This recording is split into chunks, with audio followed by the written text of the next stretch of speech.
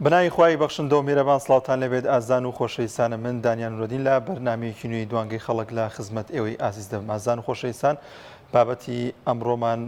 بریتی دەبێت لەوەی کە کێ ئایا سەروەری هەرێمی کوردستان دەپارێزێت، کێ خاکی هەرێمی کوردستان دەپارێزێت. ئەمە بابەتی ئەمڕۆمانە کە ئێوەی ئازیز دەتوانە ڕێگەی ئەو ژمارە تەلەفۆنانەی کە لەسەر شاشەی پێیان دەردەکەوێت پەیوەندیمان پێ بکەن و ڕاو سەرنجی خۆتان لەسەر ئەو بابەتە بخەنە ڕوو. وڵایزان بەداخەوە جارێکی دیکە دراوسەکانی هەرێمی کوردستان و وڵاتانی دەرەوە ئێران ئەمڕۆ هێرشی کردەوە سەر چەند ناوچەی هەرێمی کوردستان، ناوچەکانی کۆی و ماوات و سیدەکان و چەند ناوچەیەکی دیکە و نزیکی سنووری پارێزگای سلێمانی کە زڕگوێز بوو بردومان کرایەوە. ئەمە یەکەمین جارنیە کە ناوچەکانی هەرێمی کوردستان لەلایەن وڵاتانی دراوسەیە بردومان دەکرێت و هەمیشەوە بەردەوامیش قوربانی لێ دەکەوێتەوە و سەرڕایبوونی چەندین زەرروزیان بە دانیشتوانی و ناوچێ و بە ڕز و باخەکانیان، بەڵام ئەم جارەش قوربانی لێکەوتەوە تاوەکو ئێستا 5 هاوڵاتی شەهیدون و نزیکەی 40 کەسیش بریندار بوون لە هێرشەکانی ئەمڕۆدا. بۆیە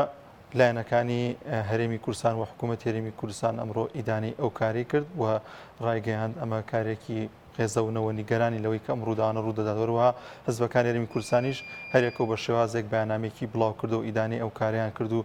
داواشیان لە لایەنە ئۆپۆزیسیۆنەکانی ئێران کرد کە خۆیان بە دوور بگرن لەو شوێنانی کە ئاوادانی تێدایە کە هاوڵاتی سڤیلی تێدا بووی کە هاوڵاتی سڤیل و منداڵان نەبنە قوربانی. ئەوەی جێگەی داخە ئەمڕۆ ئەو ڕووداوانە ئەو بردومانە لە چەند ناوچەیەک ڕوودا، چەند قوتابخانەیەک و چەند نەخۆشخانەیەک وەروها چەند سەرچاوەیەکی ئاویش بردومان کرا کەمەش زەرروزیانێکی زۆر بە و ناوچانە گەیانراوە. لەگەڵیشیدا چەند قوتابخانەیەک چۆڵکران و قوتابیەکە ناتوان بچنە خوێندنگاکانەوە. بردومانەکان ماوەی چەند ڕۆژێکە بەردەوامی هەیە. ڕۆژی 24 ئەم مانگە سوپای پازارانی ئێران ڕاگەیان ناوێکی بڵاو کردەوە ڕایگەیاند کە داوا لە هاوڵاتیانی مەدەنی دەکەین کە خۆیان بە دوور بگرن لەو شوێنانی کە بازگە و یاخود بارەگای حیزبەکانی ئۆپۆسیۆنی ئێرانی لێ تاوەکو بە دووربوون لە هەموو زیانێکی گیانی. بەڵام بەداخەوە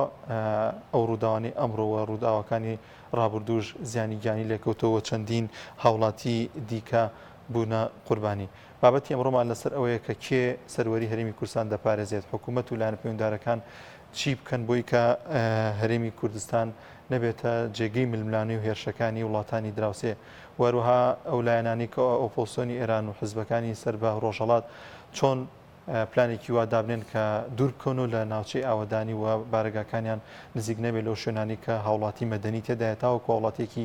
زۆر نەبێتە قوربانی وەک ئەو ڕووداوانی کە ئەمڕۆ بینیمان بەداخەوە چەندین هاوڵاتی شەهید بوون وەروها چەندینی دیکەش بریندار بوون. سوپای پازداران ڕاگەیانەیەکی دیکەی بڵاو کردەوە ڕایگەیاند کە تاوەکو هەڵوێستێکی جددی نەبینی لە بەرپرسانی هەرێمی کوردستان ڕووداوەکان و هێرشەکان و ئۆپراسیۆنەکانیان بەردەوام دەبێت تاوەکو پاکتاوی بەشێکی زۆر لەو هێزە کوردیانەی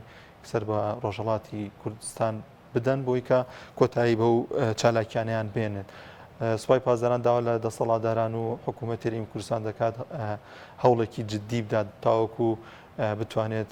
ڕێ لە حزبەکانی ئۆپۆسیۆنی ئێران بگرێت و نەتوانن چالاکیان لە هەرێمی کوردستاندا بەردەوامی هەبێت. ئەوانیش ڕاگەیان ناوێکیان بڵاو کردەوە ڕایان گەیاند کە بەردەوام دەمن لە چالاکیەکانیان و بەردەوام دەمن لەوەی کە هەر کارێکیان بوێت کە پێویست بێت بۆ گەلی کورد و بۆ ڕۆژهەڵات بیکەن لە هەرێمی کوردستاندا درێژە بە کار و چالاکیەکانیان دەدەن. ئەمە بابەتی ئەمڕۆمان دەبێت کە ئێوەی ئازی دەتوانن قسە و باسی لەسەر بکەن. دەچمە لای کۆمێتی بەشێک لەو ئازیزانی کە بۆ ئەم بابەتیان نووسیوە. سیتا محەممەد نووسەتی کورد یەکگرتو نەبێت دەستکەوتەکانی گەلەکەمان لەناو دەبات. هەروەها ئەو بەکر هەورامی نووسەتی ئێمە نەخاکمان هەیە و نەخاوەن وێ هەر ڕۆژە و لەلایەکەوە تۆباران و موشکباران دەکرین. دەچمە لای پەیوەندەکانی ئێوەی ئازیز یەکەمین پەیوەندی وەردەگرم. خاتوو هاناخان لە کۆیە وەردەگرم. خاتووە نەسڵای خوا لێبێ.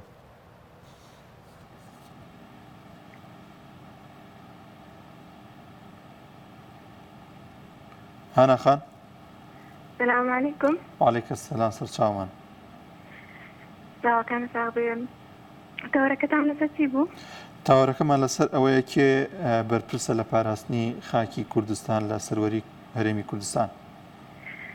بەڵێ بێگومان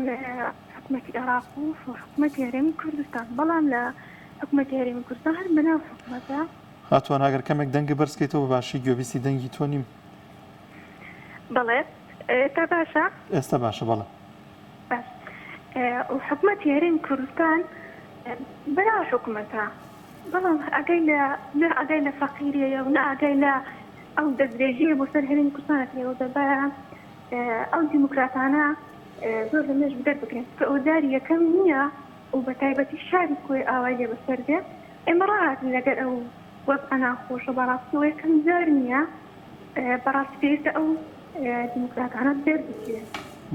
بەڕاستی ئەو کەسانێک کە هاتوون ئەو هەرێمە زۆر ناشرین کردووە هەموو کەسان یعنی بەڕاستی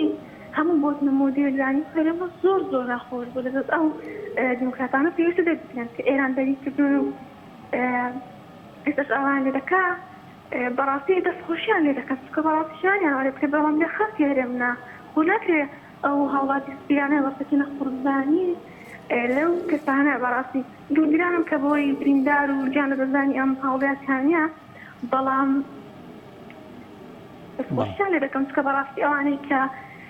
ئەو شتانە هێرشیان بۆ دەکرێتە سەر حەقیان چکە بەڕاستی هاتوانە تۆ پێ وایە کێ دەبێت خاکی هەرێمی کوردستان بپارێزێ سەروەری خاکی عێراق و هەرێمی کوردستان لە ئەستۆی کێدایە؟ لە ئەستۆی سەرۆکانی عێراق و هەرێم کوردستانیش بەڕاستی بەڵام ئەوانە نایپارێزن و بە خراپترین شێوە یعنی بەڕاستیان لە هەو هەرێمە دەبێتەوەوانی بەڕاستی خۆشیان نایپارێزن و دەبوایە نەتەنیا بەیان نامێ دەرکەن و چوناوە بڵگرانی خۆیان دەربڕن ئەمە بەوە چارەسەر ناکرێ ئەمە دەبێت بەڕاستی دەبێت کەسێک یانیوانە هیچ نازانن ئەو شتانە لە پاراستنی ئەو شتانە نازانن دنیا ئەتوانن بەتاڵانی بەرن خاکێ بفرۆشن بردومان دەکرێت قسە ناکەن بەڕاستی شەرم بۆ ئەوەنا چیتر با لە کاتی ئەوە برایانە نەگرم زۆر باشە زۆر سپاس بۆ خاچۆهانە خوات لەگەڵ دەچمە لای پەیوەندیەکی دیکە کاک محەممەد وەردەگرم لە خۆشناو کاک محەممەد سڵای خوات لەوێ بەڵێ ئازان دیارە پەیوەندەکەی کاک محەممەد پسرا بەشێکی زۆر لە چاودێران پێیان وایە کە هێرشەکان لە هەرێمی کوردستان لە خاکی هەرێمی کوردستان بەشێکی زۆری پەیوەندی بە نەبوونی پلانێکی زۆر باشێ لە نێوان دەسەڵاتدارانی هەرێمی کوردستان و لە ڕێی دیبلۆماسیە و لەگەڵ وڵاتانی دیکەدا یاخود بە شێواز لە شێوازەکان بتوان ئەم کێشەیە چارەسەر بکرێت یاخودەوە تا حکوومەت و لایەن پەیوەنددارەکان لەگەڵ حزبەکانی ئۆپۆسیۆنی ئێران کە لە خاکی هەرێمی کوردستاندا چالاکی ئەنجام دەدەن گفتوگۆ بکەن تاوەکو ئەوان هیچ شوێن و بارەگەیان بخەنە ئەو شوێنانەی کە شوێنی نزیک شوێنی مەدەنی نیە نزیک شوێنی ئاوەدانی نییە بەداخەوە ئەمڕۆ کە قوتابخانە بەر ئەو هێرشانە کەوتووە نەخۆشخانە بەر ئەو هێرشانە کەوتووە سەرچاوی ئاوی خواردنەوە کە ئەمە پێداویستی وڵاتیان لە نزیک سنوورەکان و لەو لادیانی کە بردومان کراوە تووشی زەرورزیان بوو دەچمە لای پەیوەندێکی دیکە کاک پێشەوا وەردەگرم لە قەڵازێ کاک پێشەوا سڵای خوات لەبێ ڕۆژت لە بینەرانت وعەلەیکە سەلام کاک پێشەواگەن باشە دەخەمون وەڵای لەسەر بابەتەکە چێ بەرپرسە بەرپرسی یەکەم حکوومەتی عراقیە و پاشان سەرۆکایەتی هەرێم و سەرۆکایەتی حکوومەت و سەرۆکایەتی پەرلەمان بەڵام نیفاقێک دەبینم لە سەرسێک سەرۆکایەتەکەی هەرێم بۆ بەردومانەکانی تورکیا بەدەنگ نایەن بەڵام بۆ بەردومانەکانی ئێران بەدەنگ هاتن ئایا هەر بردومانی کورد ناکرێت تا چ پەکەکە بێت چ دێموکار بێت چ پەژاک بێت هەر هاوڵاتی کورد بەرنایە ئەوجار ئەو ناوچانەی کە بردومان کراوە ناوچەیەکی جێنشینن دەبوایە پارتە ئۆپۆزیسیۆنەکان هەست بە بەرپرسیارەتی بکەن و حکوومەتی هەرێمیش جێگە و پێگە و شوێنیان بۆ دیاری بکە بارەگا عەسکەریەکانیان بەرنە دەرەوەی ناوچەی جێنشین و خەڵکی دانیشتوو بەڕاستی وەکو بۆ خۆت ئاماژەت پێکرد ئێستا لا هیچ هەواڵێکدا دیاری نەکراوە سەرچاوی ئاو و قوتابخانە و نەخۆشخانە بەرکەوت بێت دەبێت بۆ خۆیان هەست بە بەرپرسیارەتی بکەن وەکو میلەتی کورد وەکو هیچی ئۆپۆزیسیۆنی ئێرانی دەبێت ئەوانی شوێن و مەکانی خۆیان بزانن چوو ئامانجیانە و بەرنامەی عەسکەریان لە شوێیە ئەجار تێبینێکیشمەیە لەسەر کەناڵە ڕاگەاندنەکان خۆی نەدەبوایە کەناڵە ڕاگەاندنەکانی هەر دەسەڵات شوێنە دیاریکراوەکان دیاری بکەن یا شوێنە عسکەریەکان دیاری بکەن بە ئاشکرا دەگوازراوە بۆ ئێران و هێرشی دووهەم و سێهەم بەڕاستی بە خەتای کەناڵە ڕاگەاندنەکانی دەزانم زەروزیانیشە بوو هێرشی دووەم و سێهەم زۆر سپاس دەکەم. زۆر سپاس بۆ کاک پێشەوە لە گەڵمانە بوو. بەڵازان و خۆشەویستە ماوەی 5 ڕۆژێک گوندەکانی بەرین و سەقەر و سنووری سیدەکان بردومان دەکرێت وەروەها لە نزیک شار باژێریش لە چەند ڕۆژی ڕابردوودا بە هەمان شێوە بردومانی چەند ناوچەیەکی دیکەکرا. بردومانەکان وەک سوپای پازاران ئاماژەی پێکردووە بەردەوامی دەبێت تاوەکو دەسەڵاتدارانی هەرێمی کوردستان حکوومەت هەرێمی کوردستان بە جددی کار لەسەر ئەوە دەکات کە چالاکیەکانی حزب ئۆپۆزیسیۆنەکان لە هەرێمی کوردستان ڕابگرێت. دەچمە لای پەیوەندیەکی دیکە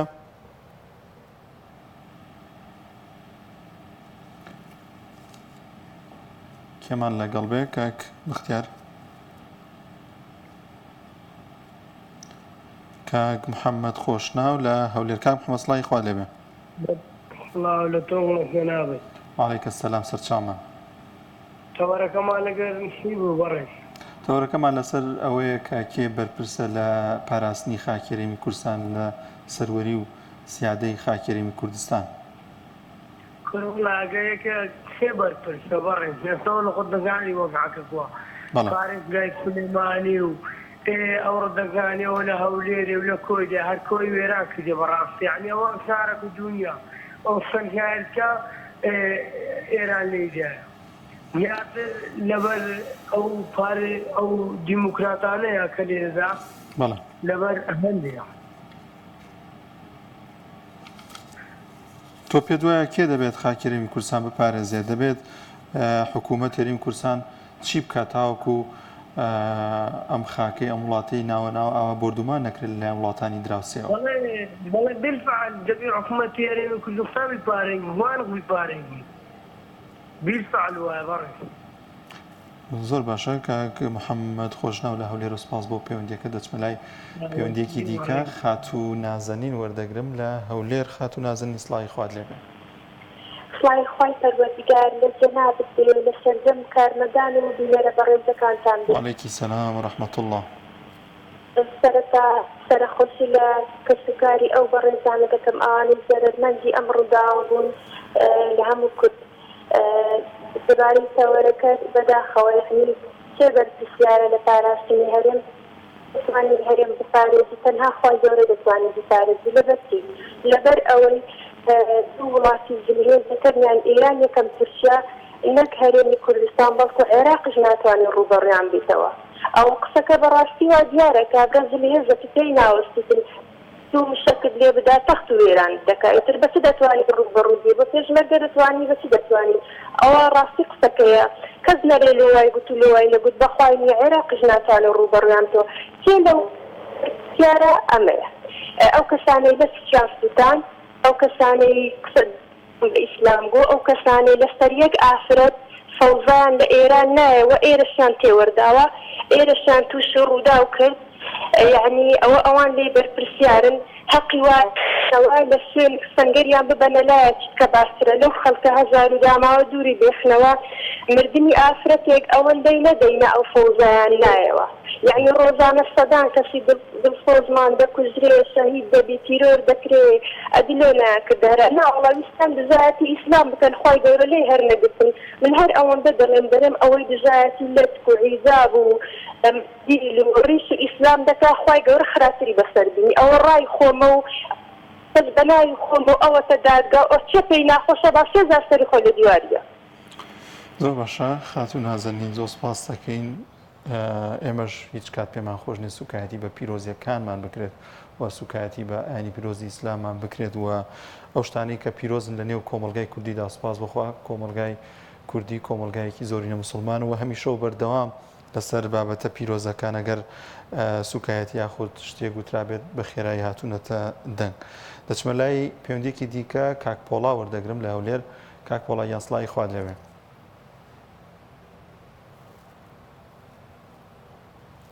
کاک پۆڵا گوێبیستی دەنگی منی درود دەنێرم بۆ گیانی پاچی شەهیدەکانی ئەمڕۆ هەموو شەهیدانی کورد و کوردستان تاوانیان چییە دەبێ ئەم پرسیارە ئاراستەی هەموو خاوەن ویجدانەکان بکەین ئەوانەی ئەمڕۆ شەهید بوون تاوانیان چییە تاوانیان تەنها ئەوەیە کوردن خوا خەڵقی کوردن کردوون بە کورد تاوانەکەیان کوردبوونە هەزار نوێژ بکەن هەزار ڕۆژی بگرن لە لای عەرەب لە لای فارس لە لای تورک دەبێ ئاتەوار و مێژوومان بسڕێتەوە مێژوو پێی گوتوین دەبێ وشیار بووین ئێمە هیچ کاتێک عەرەب فارس تورک هاوتێمان و تەنها هاوتێ نەبرامانن نەدۆستمانن چونکە ئەوانە لە ڕووی ئاینیەکەوە چێ دێتە بەرامبەرم تورکەکان سوورەتی فەتحیان هەڵبژار دژیمە عەرەبەکان سوورەتی ئەنفالیان تایبەت کرد بە ئێمە خومەینی کاتی خۆی لەگەڵ شێخ عیزەدین حوسێنی داوای مافی کوردی کرد گوتی لە قورئان نەهاتووە خودمە قوتاری بە کورد بدرێ بەڵام ئێمە لە کوێین سەرکردەی لە کورد لەکوێیە بە ئیسلامیەوە بە نەتەوەییەوە بە ڕاستی و بە سەفیەوە ئایا لە هاوچێشەکان تێدەگەین ئایا دەزانین دوژمنەکانمان چێن دیان دەوێ لێمان دیارە پەیوەندیەکەی کاک پۆڵا پچڕا کە باسی ئەوەی دەکرد کە هەموو لایەنەکان بەرپرسن لە هەرێمی کوردستان لە پاراستنی خاکی هەرێمی کوردستان لە سەروەری خاکی هەرێمی کوردستان دەچمە لای پەیوەندیەکی دیکە کاک عەبدوڵڵا لە چوارقورنە وەردەگرم کاک عەبدوڵڵا سڵامی خوا لێبێ وعليكم السلام عەلەیکە سەلام سەرچاومان یەخوا سەلامت ماوە سەرجان ئەو بەردومانەوە ئێران تورکیا پیشەی هەمیشەیانە هەر کاتێکی ئاڵۆزێک لە ناو خاکەکەیان پەیدا بوو ئەوانە پاڵی پێوە دەرەنجا چ بۆ سووریای پاپێوە چی عێراق بێت چ بۆ لوبنان بێت چ بۆ یەمەن بە ئێران پیشەی هەمیشەیەتی بابە ئەوە تو بەتەما ئێرە هەر کاتێکی ئاڵۆزێکی ناو پەیدا بوو ئەوە پیشەی هەمیشەیەتی جا چ سووریا بوو چ ئێمەن بوو چ لوبنان بوو چ عێراق بوو هەر کاتێکی بوورێکەوە ئەو ئیشەکەی وایە ئەما شێوە تورکیا سەر هەوایە ئاڵۆزی پیا دەکەن لێنێ لە کاکەی خواندەری دەکەن ئەوان زۆر ئاقڵن ئەوان بەڵام بەداخەوە بۆ تەحالوفی دەولی و ئەمریکا جۆرج بۆش عێراقی کوێر کردەوە نەیزانی چۆنی کوێر کردەوە بەدەزانی چۆنی کوێر کردە ئەوە بە پیاوانە کاکەکەش پاراستپایە هەتاکو حکومەتەکە دەکەوتە سەر پێی خۆی بە تەواوی بەدێ دەرچوو تووشی ئێران و تورکیا کرد ئەوەی چێ بەرپرسە بابە یەک کەس بەرپرس نییە ئین لە ئەمریکا و جۆرج بۆش لەگەڵ تەحالوفی دەولی یەک کەس بەرپرس نییە ئەوەی بەرپرسن ئەوان عێراقیان وا دەکرد سیادە عێراقیان برد ناویان برد بابەدە تو خاکەکەت بادەم وان نیە کرد ئەو پیاوە دڕندە بوو بەرامبەر ئێران و تورکیا دڕندە بووەوە ئێنە ناوت بوو دەزمادە ناوت بوو لە خاکان بۆ پارێزا تاکو ئێنە سەر پێی خۆیان ئەی بۆ بەڕڵای دەکەی بۆ ئێران و بۆ تورکیا ئیتر خۆشی زۆر سپاس بۆ کاک عەبدوڵڵا لە چوارقورنە کاگرێبوار لە پێنجێن وەردەگرین کاگرێبوار یان سڵامی خوارد لێبێ وعليك السلام سرچاومان يا اخوات سلام والله کاگرێبوار بەڵێ برادر باشی شکر سەلامەت بیاخۆ کاگرێبوار گیان ڕاوسەرنجی تۆ چییە لەسەر ئەوەی کە کێ لە هەرێمی کوردستان دەبێت خاکی وڵاتە پارێزێت ئایا تەنها لەسەر حکوومەتە یاخود عێراق توش بەڵێ بەڵێ هەرێمی کوردستان وەکو کورد بە هیچ جۆرەکان کوردستانی بۆ ناپارێز بێت بە هیچ جۆرێ بەڵێ گرنگی ئەوتە پێدەم برایز دەکەم هەتا 100 ساڵی پێر کوردستان ناتوانێت یەک بستی خاکی کورد ناتوانێت بستی خاکی کوردستان پارێز یۆمێیە بەڵێ کاگرێبوار زۆر جات چاودێران باز لەوە دەکەن هێندەی ئەم هێرشانە مەترسیدارترەوەیە کە ڕێگە خۆشکردن یاخود ڕێگە باشکردن بۆ ئەو هێزانەی یاخود ئەو وڵاتانی دراوسێ بە تایبەت تورکیا بێنە نێو خاکی هەرێمی کوردستان بارەگایان نەبێت و چالاکی سەربازیان نەبێت لە نێو خاکی هەرێمی کوردستاندا بەڵێ برایز دەکەم ئەوان وڵاتێکی جلهێز و خۆتەزانی بەڵێ براکەم ئەوان وڵاتێکی جلهێز و خۆتەزانی کورد بەخواردن هەر دەمان پێ بەرگری لە خۆی دایز بەرگری دەمانچەوە بۆ کشتی برادەری خۆی ئەیوانێ برایز دەکەم وڵاتانی هاوپەیمان بە دراوسێ خۆمان نەزانین دەمانچەمان پێدەن ئەگەر ئەوان هاوپەیمانی لەم تۆزیەوە بن دەمانچەمان نادەنێت بژە فڕەکە و جێتەیارەمان دەدەنی زۆر باشە زۆر سپاس بوو تاریخمان پێدەن برا بەڕێز دەکەم بەڵێ برای ئازیزەکە من هەر ئەوە ناڵم یەک دۆستی خاکی کوردستان کورد ناتوانێت هەتا 100 ساڵ یەک دۆستی پارێزێت زۆر سپاس بۆ کاگرەبووە لە پێنجێنەوە پەیوەندێکی دیکە وەردەگرین کاک فەرمان لە هەولێر. کاک فەرمان سڵاوی خوات لێبێ. باشی بەڕێزم. وعەلەیکە سەلام سەر چاومان. دەستخۆشی تەورەکە لێ دەکەم. زۆر سپاس دەکەین کاک فەرمان. وەڵا لەسەر وەزعی ئێستاکەی هەرێمی کوردستان کە ڕوو دەدا هەمووی خەتای خۆمانە. بەڵێ. کە دەنجیان پێستێن بە ئەزدانە بە پارتی یەکێتی تەنها ئەو دووە بەخۆی لە کوردستان ئەو دووە دەستیان هەیە لە وەکیان و هەموو شتێکی ئەو کوردستانە. حەزە داواکارم لە خەڵکی هەرێمی کوردستان بەس ئیتر دەنجیان پێمەدەن با بە خۆیان نابستنەوە لە میلەتی کورد دەکەن.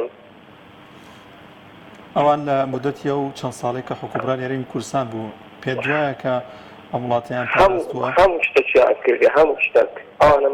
مافیای هەرێمی کوردستان ئەوانە دوو حزبی مافیانان لە هەرێمی کوردستان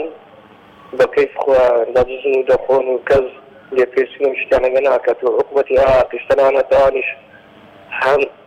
نەوان خراتن هەموو یەک لێشێکی بەسە ئیتر. کاک فەرمان لە هەمووی ناخۆشترەوەیە تۆ دوژمنەکەت یاخود وڵاتەکەی دراوسێت بردومانی ناوچەکەت بکات دوای مانگێک بچیتەوە لەگەڵ یا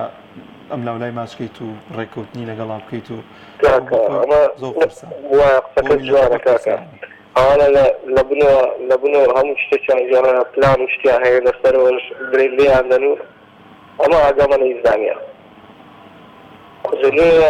لاوا لە خەڵکی هەرێمی کوردستان دەکەم بەس سەیتر بەخۆیان نابستنەوە دەنجیان پێمەدەن لە ناوی بچن با ئینشاڵڵا لە ناوی جەچن. زۆر سپاس بۆ کاک فەرمان لە هەولێرەوە پەیوەندێکی دیکە وەردەگرین لە عەربەتەوە کاکدارا. کاکدارا گیان سڵاوی خوات لێبێ. کاکە سەلام و عەلەیکوم وەڕەحمەت الله وبەرەکاتوه. وعەلەیکە سەلام وەڕەحمەت الله. خوای تبارك وتعالى فەرمێ واعتصموا بحبل الله جميعا ولا تفرقوا. ئەمە هەر هەمووی ئەگرێتەوە باسی دین و ئاینی تیانە باسی مرۆڤەکانی تیا ئینسانەکان کە لەو قەومان لەو چوارچێوەی جوغرافیان لەو بیئا کە ئەژین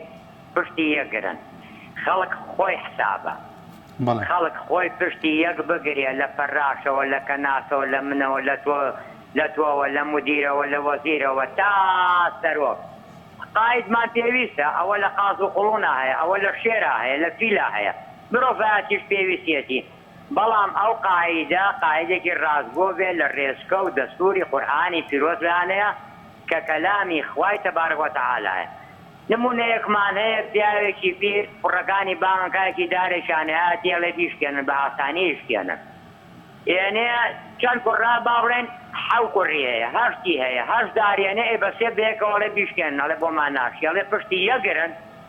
بۆ ئەوەی کەس پشتان نەشکێنێ میلە دەمە یەکگرێت. دوو کۆڕە و کە لە ترسا بوو بەڵام لە سوارچێوەی یەکگرتنیەکە خۆی بینیەوە کۆڕەوەکە بوو نەتەوە یەکگرتوەکان و بە زمانی قەدیم عوسبەت الئومەم هاتە دەنگ وتیان جوغرافیەکیان بۆ ژیاکەنەوە ئەمانە ئاوان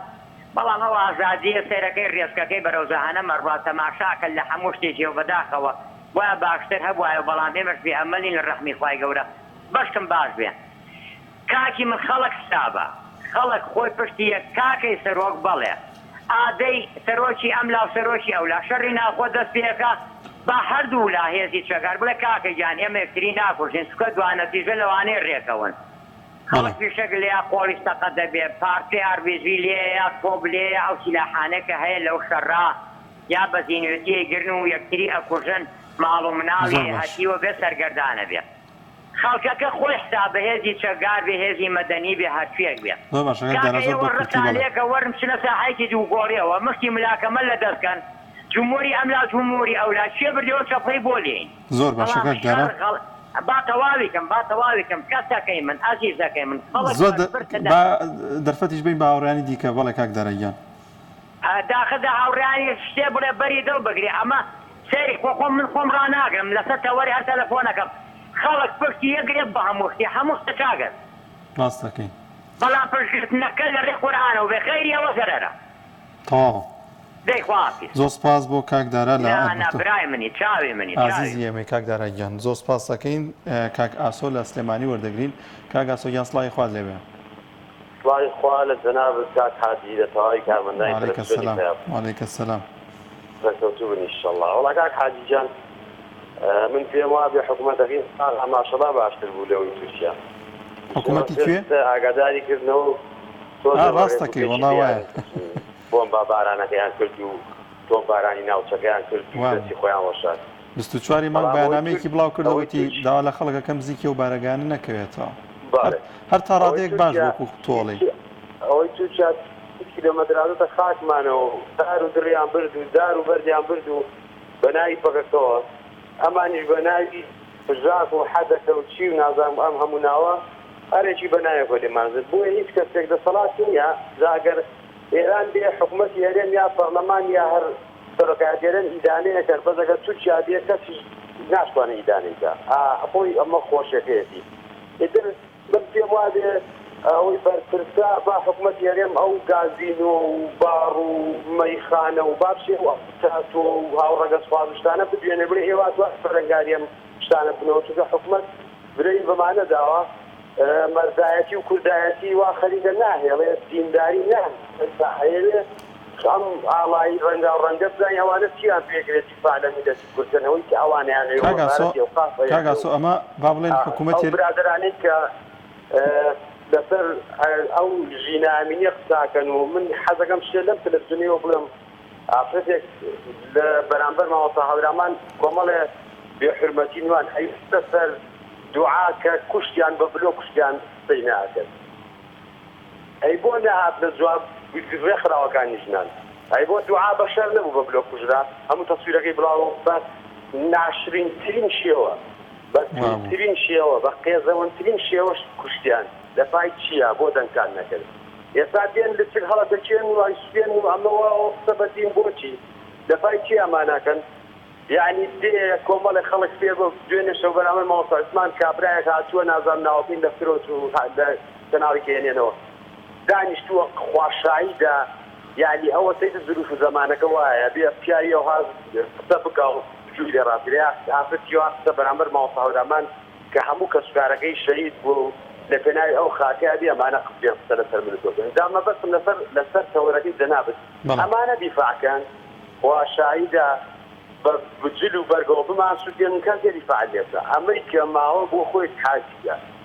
ئەوە سەردارێکی ئێستا من بە ناوی گەڕەکەمانەوە تاتە بە تونترین شێوە لەم کەناڵیەوە بە تونترین شێوە ئیدانەی ئەم بردوماناکەین بە ناوی خۆمان و گەڕەکەمانەوە بەخواوەوە بۆی منواوی سەرۆکێریە میش و ما باقیەوە ئیدانەیە وەگەوە ئێمەوەی حاجیە دەتوێت ئێستا لێەوە بڵێ بە ناوی خۆمان و تەلەڤیزیۆنەکەمانەوە ئیدانەوە بەخواوە ئێوە چاکرد هیچ لە مەسەلەکە ناگۆڕەوە بەڵامەوانی پێوەی تر چیە وەرە باس وتەبێژی سەرۆکی حکوومەت یا ئەم حکوومەتەمان کە هەیە با لەسەر توجان لە دۆڕی شەیتابێکی ئینسانە عایلێکی خلا باشە کاتە ئەوە تا ساڵێک پێش ئێستا بوو باشە یعنی حکوومەتێک نەتوانێت بڵێ کورە تورکیا هەر کاتە ئێران تورکیا کورە حکوومەتی عێراق ئەمریکا شتێکمان بۆ کرد وەڵا حیامان بدایان میلەتە یخوا هەر عشایی باوا قسە بکەن کاتە وەرە لەوها برن لای بدەی خۆمان عیزار بێ بە قورآن بە ئێمە بکەن ئەو نەبەیان کوژن ئەو نەتاڵانمان مەکەن ئەو نەمەیان نەخاتمانەوە وەرن دار و بەردەکەتان بردووە بەس کاکە حیامان بە قورآن ئەوتە خەڵک وامان دیێ خەریکە عیزارە بینە ها حکومەتە هاتە باش کاکە یعنی ئەوە حەق وایە بە خۆتان سوورێ بکەنەوە کە دانیش لە کۆبرەکانە بە پلاسا خاتە چێ دێنی بڵێ بڵێ حیامان بە تورکیا بڵێن بۆ بڵێن بە ئێران بڵێن کاکە باوەندە عیزارمان نەکە چۆنە بێ ئەوهامانەکە ئێمە دار و بەرمانە بن چۆنیشە ئەمڕۆ کاک فەرمان ئەمڕۆ نەتەیەکگرتوەکان بەیاننامێکی بڵاو کردبووە و باسیەوەی کرد کە وڵاتانی دراوسێ عێراق بە حەوشەی پشتەوە تێگەشتون ینی ئەوانیش خەریکە بە شواز لە شوازەکان تعلیقمان لێن یانی لەم خاکە ئەوەنە خەریکە و وڵاتە سووکە بێت لە بەرچاوی وڵاتانی دەرەوەش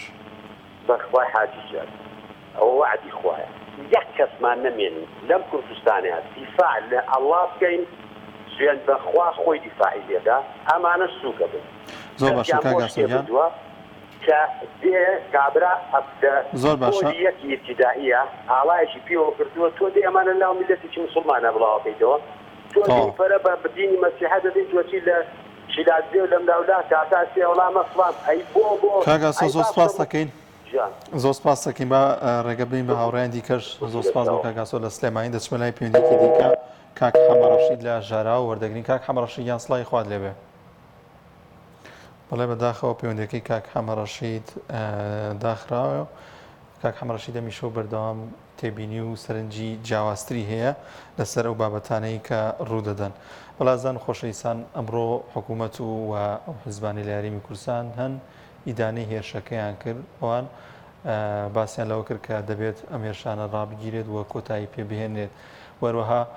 بەشێک لە حیزبەکان و کۆمەڵی دادگەریش لەو بارەوە بەیاننامەیەکی بڵاو کردەوە ئاماژەی بەوە کرد کە پێویستە وڵاتانی دراوسێ سەروەری خاکێرەمی کوردستان بپارێزن وەروەها وڵاتانی نێودەوڵەتیش ئاگاداری ئەم جۆرە بارودۆخە بن کە لە عێراقدا دەگوزارێت ئاماژەشیان بەوە کردووە کە پێویستە حیزبەکانی ئۆپۆزیسیۆن حیزبەکانی بەرهەڵستکار لە هەرێمی کوردستان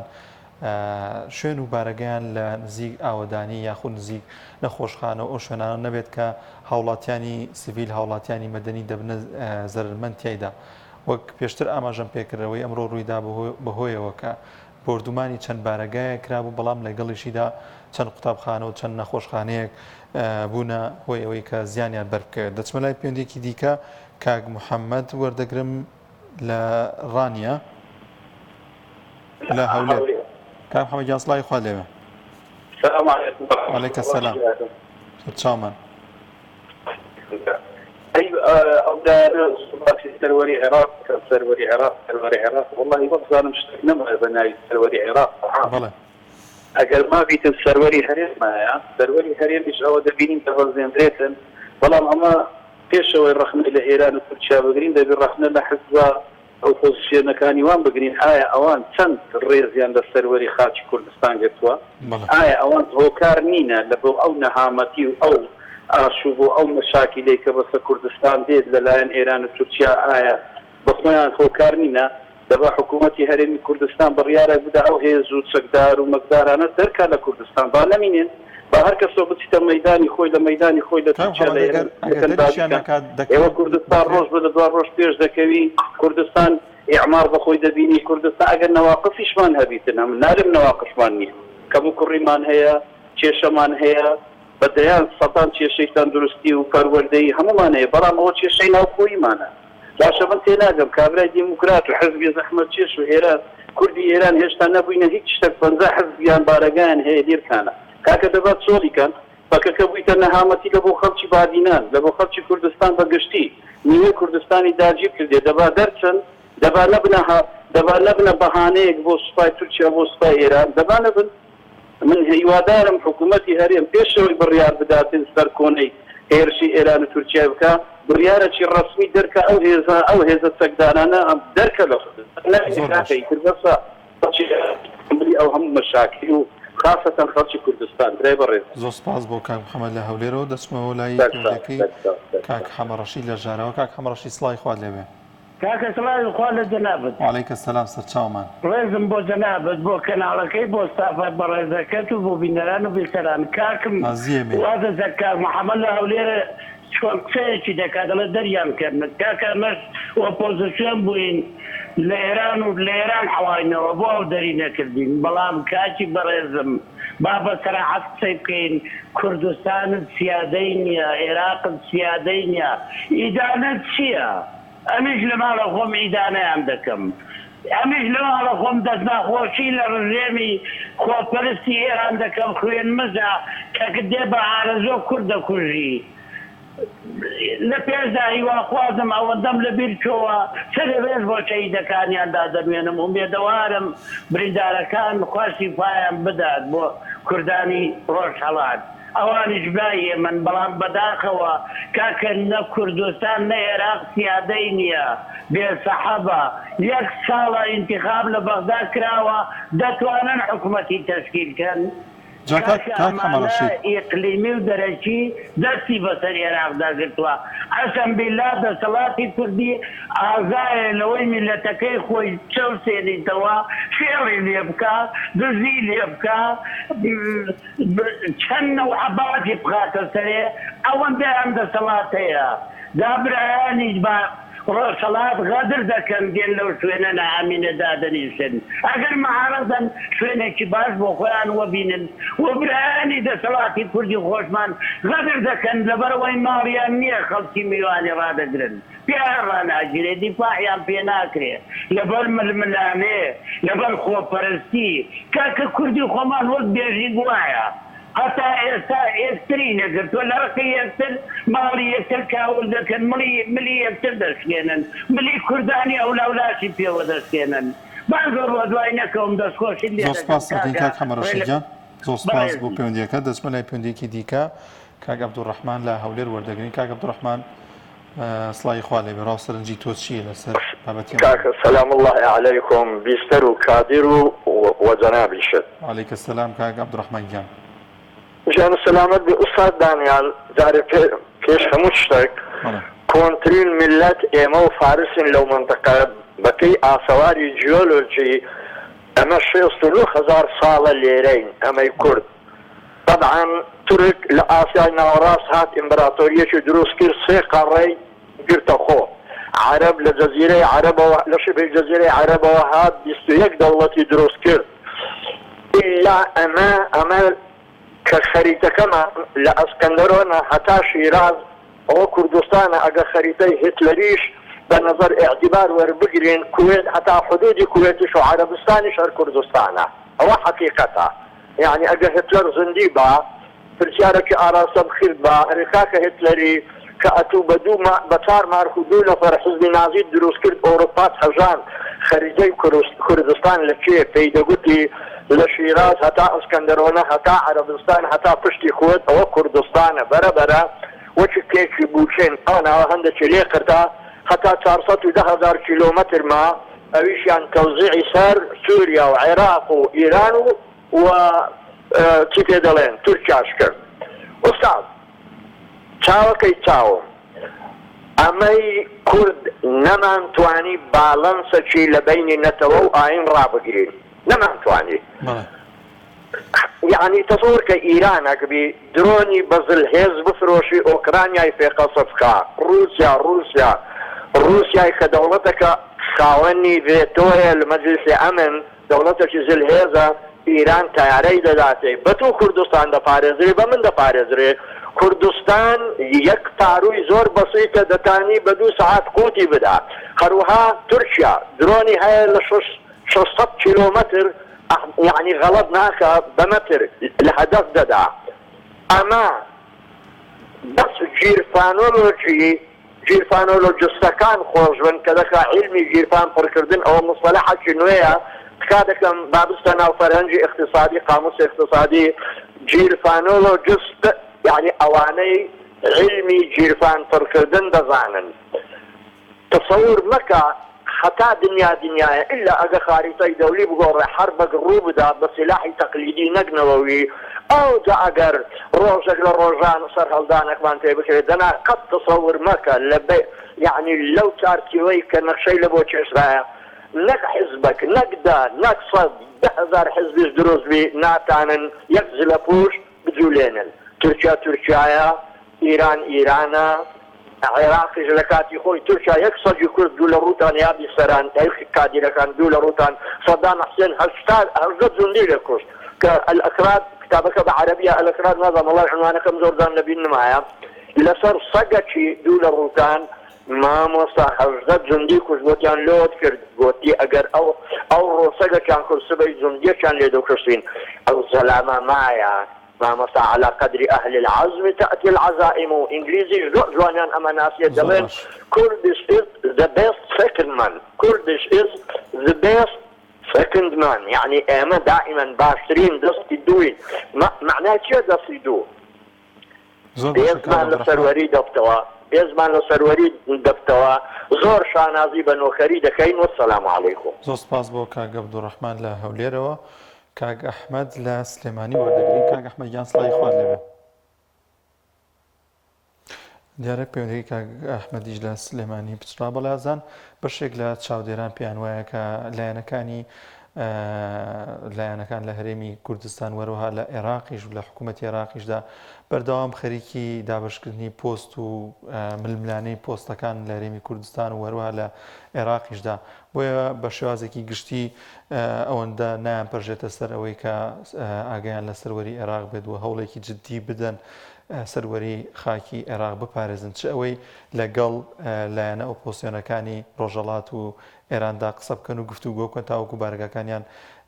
دوورتر بخەنەوە لەو شوێنانی کە لە ئاوادانین یاخود نەیانتوانێت و لە ڕێگەی دیبلۆماسیەوە چارەسەری ئەم کێشەیە بکرێت کە هەموو ساڵێک چەندین کەس لە هەرێمی کوردستان و لە سنوورەکانی هەرێمی کوردستاندا دەبنە قوربانی و خەڵکانێکی زۆریش بریندار دەبن. دەچمە لای پەیوەندیەکی دیکە کاک محەممەد کاک عەبدوڵڵا. کاک عەبدوڵڵا سڵاوی خوا لێبێ. سلام کاک عەبدوڵڵا. خۆشیەکەم بۆ تەوەرەکەت ئەوش نیشانەی خەمخواردنە بۆ ئەم خاکە پیرۆزەی کوردستان کە لە ڕاستیاتەوە جەنابەت ئەو تەوەرەت ئەمڕۆکە هەڵبژاردووە کێ بەرپرسە لە پاراستنی سەروەری خاکی هەرێمی کوردستان لە ڕاستیەکەیە ئەوە جێگەی داخە کە ئەمڕۆ هیچ کەسێک خۆی بە بەرپرس نازانێت ئەوش هۆکارەکەی ئەوەیە کە ئێمە لە مێژووی خۆمانە هەمیشە یا جاشی تورکیا بووین یا جاشی ئێران بووین بەڕاستی ئەوە جێی داخە ئێستش بۆ خۆ دەزانی هەر لە کاتی شەڕی ناوخۆ هەرێمی کوردستان کراوە بە دوو بەشۆ هەتا دێگەڵە ئایدی ئێرانە ئێران لێی بەرپرسە حەقەدی پارێزێ لە ڕاستیە بەشی ئەو لەش لە سنووری تورکیاوە هەتا دێتە دێگەڵە تورکیا لێی بەرپرسە ئیتر ئەم بەڕێزانش کە ئێستا لێرە بەڕاستی وەکو بەڕێوە بردنێک یاویانەکە دەستیان و ئیشیان بۆ ئەەکەن ئەوانە لە ڕاستیا بە فەرمانی ئەوان دێن و ئەڕۆن و معارزەکانی ئێرانیش لە حەقیقەتا لێرن کە لێرە نەیانتوانیوە بە شێوەیەکی باش ئەوانیش ئیشەکانیان بکەن هەتا وەکوونێ خاکی هەرێمی کوردستان بەو شێوە هەنجن نەکرێت بۆیە بە حەقیقەت هەر ئەوەیە ئەبێت تورکیا و ئێران پارێزگاری لە هەرێمی کوردستان کا ئەوان لێی بەرپرسن بەداخەوە. کاک عەبدوڵڵا تۆ پێت وایە کە دەکرێت ئەمە کۆتایی پێ بهێنرێت ئەم بردومانانە بە شاز لە شوازەکان کۆتایی پێ بهێنرێت و چی دیکە خەڵکی گوندەکانی سەر سنوورەکان بە ئارامی و بە سەقامگیری بژین بەداخەوە ماوەی چەند ڕۆژێکە بەشێک لە گوندەکانی چۆڵیان کردووە. بەڵێ دەکرێت بەڵام وەکو ئەرزم کردی ئەبێ کێ بەمە هەڵسێت لە حەقیقەتە ئەبێت ئەو خەڵکانەی کە ئەو کەسانەی کە ئێستا لە هەرێمی کوردستانە ئەم هەرێمەیان ئابەم شێوەیە لێ کردووە و خۆیان نەیانتوانیوە یەک بکەون لەسەر ئەوەی کە ئەم هەرێمی کوردستانە کە داهات و هەموو شتێکی بەشێکی کەمی بۆ خۆیانە ئیتر خۆ دەزانی هەرێمی کوردستان ئەمڕۆ بۆتە جێی فاخکردنەوەی کاڵای ئێران و تورکیا و ئەوانە بەڕاستیەکەی بۆیە ئەتوانن ڕێگە بەمە بەو کارە ساتە بگرن بەڵام نایانەوێت ئێران بۆ خۆی ئەمڕۆکە کۆمەڵی حاڵەتی خۆی هەیە بەڵکو ئەوێت لە ڕێگەی ئەمە ئەو حاڵەتانەی خۆی بەرەو ئاقارێکی تر ببات بەڵام ئەوەی کە ئەوێ ڕای بگرێت لە ناو هەرێمی کوردستانە تا چەندە ئەمە ئەتوانێت ئامانجەکانی ئێران تەحقیقا بۆی ئێران وازدە و کارە بێنێ ئەمە گرنگە ئەبێ ئامانجەکانی ئێران تەحقیق کرێت هەتا وەکوونێ ئەویش واز بێنێت لەوەی کە ڕۆڵەکانی ئەم نیشتیمانە لەوە زیاتر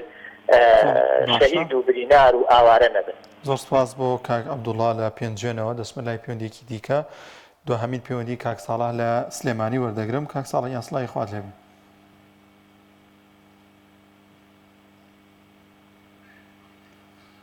کاک ساڵح گوێویستی دەنگی ئەمەیت؟